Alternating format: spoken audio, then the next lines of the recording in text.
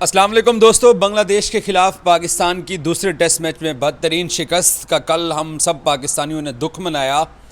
और आज एक नई सुबह है और आप लोगों के लिए खबर ये है कि पाकिस्तान क्रिकेट बोर्ड ने अमेरिका वाले वर्ल्ड कप के बाद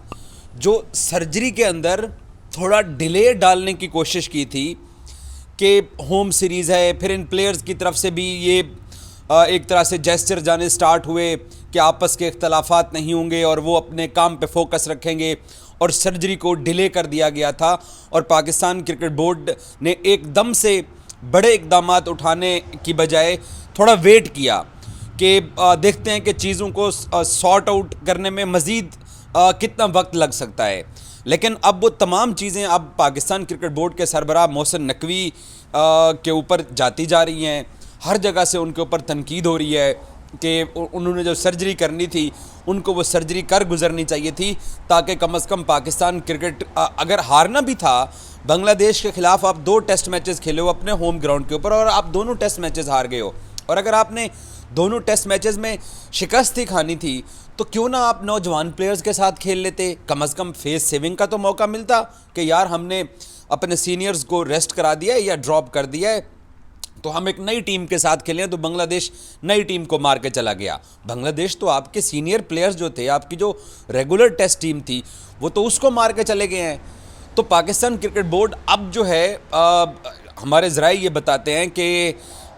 मोहसिन नकवी के शायद सब्र का पैमाना अब लबरेज होता जा रहा है और अब वो कुछ ऐसे इकदाम करने जाएंगे जिसमें पाकिस्तान क्रिकेट टीम के जो बड़े प्लेयर्स जिनको आप 4-5 साल से देख रहे हो उनको शायद पाकिस्तान क्रिकेट बोर्ड अब रेस्ट के ऊपर भेज सकता है। लेकिन सबसे पहले पाकिस्तान क्रिकेट बोर्ड ने एक बड़ा कदम ये भी उठाया है कि पाकिस्तान टीम के फिटनेस टेस्ट लेने का फ़ैसला किया और फिटनेस टेस्ट अब शुरू होने जा रहे हैं और देखते हैं कि ये फिटनेस टेस्ट जो हमारे शहजादे हैं ये पास कर सकते भी हैं या नहीं कर सकते हैं। अब एक चीज़ तो तय है और वो शाहीन शाह अफरीदी को जिस तरीके से पाकिस्तान टीम इंतज़ामिया ने ड्रॉप करके वापस कराची भेज दिया,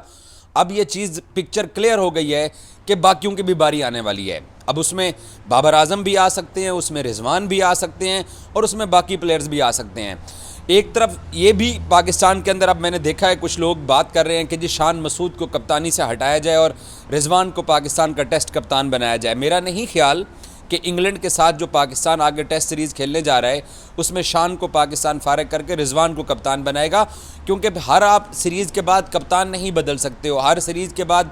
आप इस तरह के अगर फैसले करते जाओगे तो फिर आप उसी एक दायरे के इर्द गिर्द आप घूमते रहोगे। आपको आगे बढ़ना है और आपको कुछ वक्त भी देना है। लेकिन एक चीज़ जो अब दिखाई दे रही है जो वर्ल्ड कप के बाद नहीं हुई थी वो थी सर्जरी। और अब सर्जरी जो है वो सर्जन ने सोच लिया है कि अब वो सर्जरी का हमने क्या करना है। एक तो चैम्पियंस कप जो पाकिस्तान करवाने जा रहा है उसमें पाकिस्तान वनडे फॉर्मेट के अंदर करवाने जा रहा है, बट इंग्लैंड के साथ जो पाकिस्तान की सीरीज़ है वो टेस्ट फॉर्मेट के अंदर है। 3 टेस्ट मैचेस जो अब आगे हमने खेलने हैं, नेक्स्ट असाइनमेंट जो है पाकिस्तान की। तो पीसीबी ये सोच रहा है कि अगर वनडे कप के अंदर बाज़ प्लेयर स्कोर करते हैं, नज़र आ जाता है उनके अंदर पोटेंशियल नज़र आ जाता है, विकेट पर खड़े हो जाते हैं, वो विकेटों के साथ एडजस्ट होते हुए दिखाई देते हैं, तो आपको बड़े नाम पाकिस्तान क्रिकेट से अब बाहर बैठते हुए दिखाई देंगे। अच्छा, दूसरा ये है कि बाज़ लोगों को ये लगता है कि शायद पाकिस्तान क्रिकेट बोर्ड ये सोच के थोड़ा खौफज़दा है कि यहाँ बांग्लादेश के ख़िलाफ़ भी हार गए, इंग्लैंड के सामने भी हार जाओगे, आप ऑस्ट्रेलिया भी जाके हार जाओगे, बड़े नाम नहीं होंगे। तो लेकिन वो बड़े नाम चल भी तो नहीं रहे हैं, बड़े नाम स्कोर भी तो नहीं कर रहे हैं। वो बड़े नाम पाकिस्तान क्रिकेट को फ़ायदा पहुंचाने की बजाय पाकिस्तान क्रिकेट को मुश्किलात में डालते जा रहे हैं। और ये बनी बनाई टीम थी जो किसी का भी पाकिस्तान की बांग्लादेश के हाथों टेस्ट मैच में शिकस्त या पाकिस्तान की वर्ल्ड कप में शिकस्त पर जिसका जो भी मौक़िफ़ है, लेकिन बात वही है जो मैं पहले दिन से करता चला आ रहा हूँ कि इनकी नीयतों के अंदर फतूर है। ये टीम एक यकजा टीम थी, ये टीम आपस में प्यार मोहब्बत के साथ खेलने वाली टीम थी और इस टीम ने पाकिस्तान क्रिकेट को एक तरह से क्रिकेट फैंस को एक तरह से होप दी थी। हम लोग कभी भी अपनी टीम के साथ इतने चैम्पियंस ट्रॉफी 2017 शायद जीतने के बाद हम टीम के साथ जुड़े होंगे, लेकिन 2021 के T20 वर्ल्ड कप के बाद जो पाकिस्तानी फ़ैन जो पाकिस्तान टीम के साथ जुड़े थे वो क्यों जुड़े थे? क्योंकि टीम एक अच्छा भी कर रही थी और फिर टीम के अंदर जो प्लेयर्स थे वो भी आपको कुछ करके दे रहे थे। लेकिन जब से लालचें घुसी हैं कप्तानी की, उसने पाकिस्तान क्रिकेट का सत्यानाश कर दिया है। अब एक चीज़ तो खुल के सामने आ गई कि आपके जो बड़े प्लेयर्स हैं वो आपकी टीम के ऊपर बोझ बने हुए हैं। चलें एक सेकंड के लिए मैं ये फ़र्ज़ कर लेता हूँ कि जनाब हमारे, क्योंकि हम मेरे जैसे जर्नलिस्ट के ऊपर ये तनकीद होती है, प्लेयर्स के रिलेटिव भी तनकीद करते हैं, प्लेयर्स भी नाराज़ होते हैं कि आप जो है ना वो प्लेयर्स को पिन पॉइंट करते हो, टारगेट करते हो कि ये झगड़ालू हैं, लड़ाई झगड़े करते हैं। चले मान लिया आप लड़ाई झगड़े नहीं करते हो, हालांकि आप करते हो, आपके आपस के अंदर इख्तलाफात भी हैं, लेकिन आपका ग्राउंड के अंदर जो बल्ला है या जो बॉल है वो काम करते हुए तो दिखाई दे। गलतियां हम सभी करते हैं, ऐसा नहीं है कि गलतियां इंसान से नहीं होती हैं, गलतियां सभी करते हैं, बट आप उन गलतियों को ओवरकम करते हो, सुधारते हो, आप मेहनत करते हो और आप आगे की तरफ बढ़ते हो। हम लोग आगे बढ़ने की बजाय हम लोग उल्टे कदमों पे पीछे चल पड़े हैं। तो कौन जिम्मेदार है? कम अज़ कम हमारे जिन प्लेयर्स को पाकिस्तान क्रिकेट इतने अरसे से इन्वेस्ट कर रहा है, इनको पाकिस्तान क्रिकेट बोर्ड ने ये मकाम दिया है कि वो इंटरनेशनल लेवल पर क्रिकेट खेल रहे हैं, उनको डिलीवर तो करना चाहिए। मैं आपको यकीन से कह सकता हूं कि पाकिस्तान कल दूसरा टेस्ट मैच हार गया, आज एक नया दिन है। आप इंटरव्यू कर लीजिए, ये जो 15 रुकनी पाकिस्तान का स्क्वाड बांग्लादेश के सामने खेला है, 17 रुकनी टीम थी, एक एक प्लेयर कहेगा कि मैं अपने किरदार से मुतमईन हूँ। कोई शान से आप पूछोगे तो वो उसमें भी पॉजिटिव ढूंढ के आपको निकाल के दे देगा, बाबर भी आपको पॉजिटिव ढूंढ के निकाल देगा, रिजवान के पास बहाना उसकी 171 रन की इनिंग्स का है, सऊद शकील के पास बहाना उसके पास उसकी सेंचुरी का होगा, अब्दुल्ला कोई बहाना इख्तियार कर सकता है, सैम अयूब कहेगा कि जी मैं नया हूँ, सबके पास हैं। लेकिन आपकी फिटनेस, हमने खुरम शहजाद ने कल क्यों बॉलिंग नहीं की है? 2 दिन से साबिक क्रिकेटर्स कह रहे थे कि खुरम का जो है वो उसका फिटनेस का इशू है। सो पाकिस्तान की टीम के अंदर ये लोग अपने आप में मुतमईन हैं, ये लोग अपने आप को परफेक्ट समझते हैं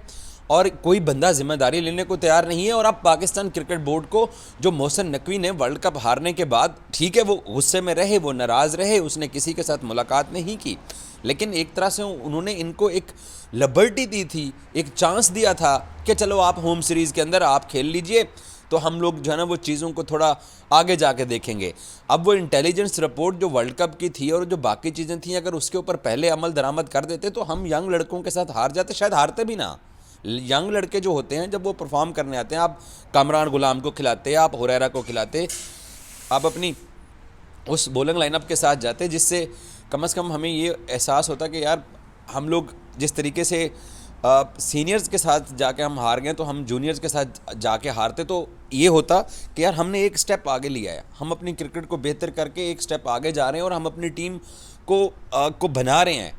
आप उन्हीं लेजेंड्स, उन्हीं सुपरस्टार्स के साथ हार गए हो जिनके ऊपर सबसे ज़्यादा आपको इन्हिसार करना था, और आपने फिर उनको मौका दिया है। लेकिन अब जो इत्तलात आ रही हैं वो ये कि वो जो सारी फाइलें हैं वर्ल्ड कप के दौरान पाकिस्तान क्रिकेट बोर्ड के सरबराह ने एक टेबल के ऊपर रख दी थी, उसमें मैनेजर की रिपोर्ट है, गैरी क्रिस्टन की रिपोर्ट है, इंटेलिजेंस की रिपोर्ट है और बाकी आज़ाद ज़राए से जो उनको रिपोर्ट्स आई हैं कि इन प्लेयर्स का आपस में ताल्लुकात कैसे थे, इनका फिटनेस लेवल क्या था, ये किस तरीके से थे, उनको साइड पे अब जो है वो फाइलों को दोबारा से वो सामने टेबल पे आने वाली हैं और आपको इकदामात अब होते हुए दिखाई देंगे। और शायद अब की बार माफ़ी नहीं मिलने वाली है, बांग्लादेश सीरीज़ में माफ़ी मिल गई है, लेकिन एक और काम पाकिस्तान क्रिकेट बोर्ड को वो भी करना चाहिए, वो ये कि आपको अपनी एक पावरफुल सिलेक्शन कमेटी बनानी चाहिए। वो जो पावरफुल सिलेक्शन कमेटी है उसमें पीसीबी के ब्यूरोक्रेट्स जब होते हैं तो वो ब्यूरोक्रेट्स जो उनका प्लेयर्स की तरफ झुकाव भी होता है, वो समटाइम प्लेयर्स को लाइकिंग डिसलाइकिंग में पड़े रहते हैं। समटाइम उनको ये लगता है कि ये जो प्लेयर्स हैं, ये हमारे यहाँ बहाना क्या इख्तियार किया जाता है कि ये एक अरसे से प्लेयर्स चले आ रहे हैं तो ये प्लेयर्स आगे जाके हमारे लिए कुछ अच्छा करेंगे। एक अरसे से जो प्लेयर आपके साथ चले आ रहे हैं वो बाद में खलीफे भी बन जाते हैं और वो नुकसान ही करते हैं पाकिस्तान क्रिकेट का। सो पाकिस्तान क्रिकेट एक अरसे से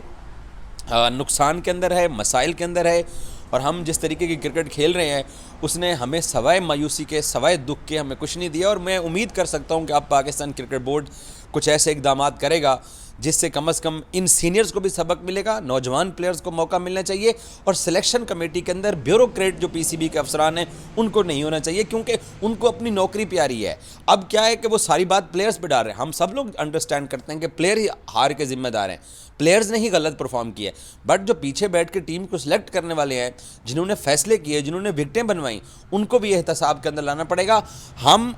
इस लो लेवल पर खड़े हुए हैं इंटरनेशनल क्रिकेट में पाकिस्तानी, कि हम यहाँ से बेहतर कर सकते हैं अगर हम अपने सिस्टम के अंदर सज़ा जज़ा को इंट्रोड्यूस करवाएं। जो ज़िम्मेदारों को अगर हम निकालेंगे तो हम बेहतर हो सकते हैं। अगर हम चुप करके बैठे रहेंगे या हम इंतज़ार करते रहेंगे या इस बात से डरे रहेंगे कि यार सीनियर्स को निकाल के जूनियर्स को खिलाएंगे तो हार जाएंगे, तो आप इनके साथ भी तो हार गए हो ना। इससे बड़ी और ज़लालत क्या होगी कि आप अपने होम ग्राउंड पर 2 सीरीज़ें हार गए हो। सो आई होप सो कि पाकिस्तान क्रिकेट बोर्ड की इंतज़ामिया जो है वो अब कुछ ना कुछ इक़दामात उठाएगी, क्योंकि इससे बड़ा और रियलिटी चेक हमें नहीं मिल सकता है। Thank you so much.